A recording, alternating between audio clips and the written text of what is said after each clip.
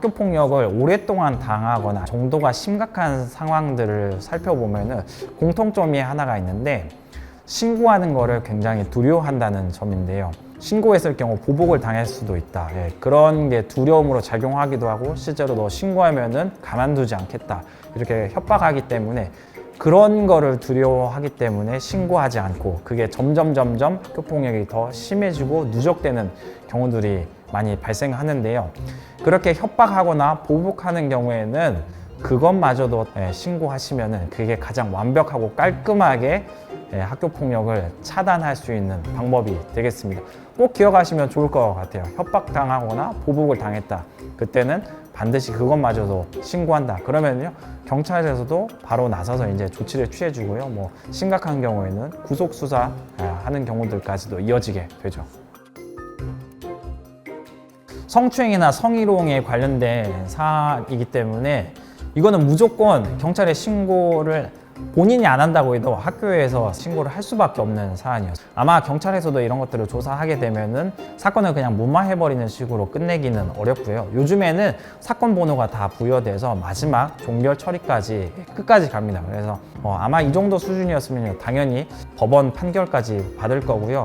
뭐 정확하지는 않지만 그래도 단기 형량까지는 받을 수 있을 정도로 심각한 아마 사안으로 처리됐을 것 같아요.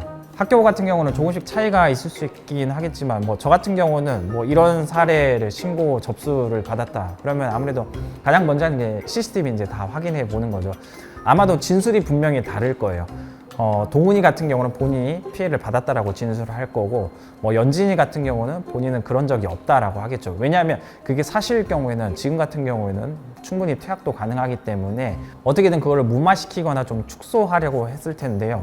그렇기 때문에 정확한 사실이 뭔지 찾아내려고 아마 시간을 많이 썼을 거예요. 그래서 CCTV 찾아보면서 실제로 고데기를 누가 가지고 체육관에 들어갔는지, 그러니까 가해 학생들이 여러 명일 경우에는 서로 숨기려고 하고 이제 거짓말도 하게 되긴 하지만, 이 학생들을 개별적으로 한 명 한 명 이렇게 따로 불러서 이제 얘기하다 보면은 거짓말이 조금씩 이제 보여지게 되죠.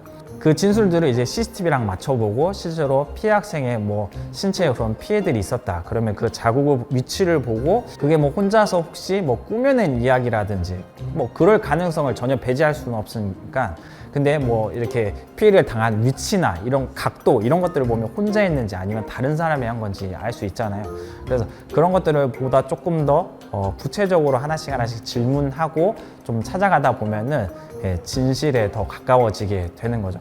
그러면은 하나를 거짓말했던 게 들통나게 되면은 두 번째, 세 번째, 네 번째에 대해서는 거짓말을 하기가 어려워지게 되고, 그렇게 되면서 아무래도 사안의 실체를 좀 찾아가게 될 거고요. 그 내용을 바탕으로 이제 학교 내에서는 전담기구라는 심의를 하게 되는데, 극 중에서도 나왔지만 동훈이가 뭔가 합의하려고 하진 않잖아요. 2004년 그 극 중에서는 부모 동의를 거쳐서 학교 안에서 종결이 되었지만, 지금 같은 경우는 본인도 동의해야 되기 때문에 이 사안은 교육청에 넘어가서 학교폭력대책위원회 심의를 반드시 거치고 처분이 나오게 됩니다. 저도 학교폭력 관련된 업무를 오랫동안 해오고 있긴 하지만, 선생님들이 이 학교폭력 업무를 100% 완벽하게 처리하는 게 쉬운 일은 저는 아니라고 생각이 들어요. 일단 조사하는 선생님도 중간중간 수업에 들어가셔야 되고, 이 폭력이 일어난 관련 학생들을 조사를 해야 되는데, 이 학생들도 수업을 들어야 되는 학습권이 또 보장이 돼야 되거든요.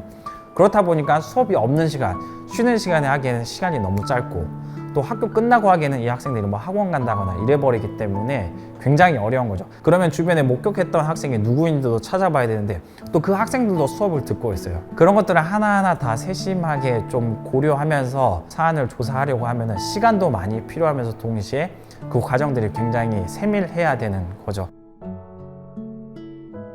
학교폭력을 저지른 학생들이 가장 많이 하는 변명이 이게 장난이었다라는 거거든요.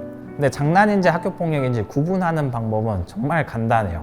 그 행동이나 말을 선생님 또는 그 아이의 부모님 앞에서도 할 수 있는지, 그걸 고민해 보면 명확하게 그걸 구분할 수 있습니다. 선생님이나 그 학생의 부모님 앞에서도 할 수 없는 행동과 말이라면 당연히 학교폭력이기 때문에 해서는 안 된다는 점을 꼭 기억했으면 좋겠고요. 2011년에 권승민 학생이라는 그 이름도 함께 기억을 해 주셨으면 좋겠습니다.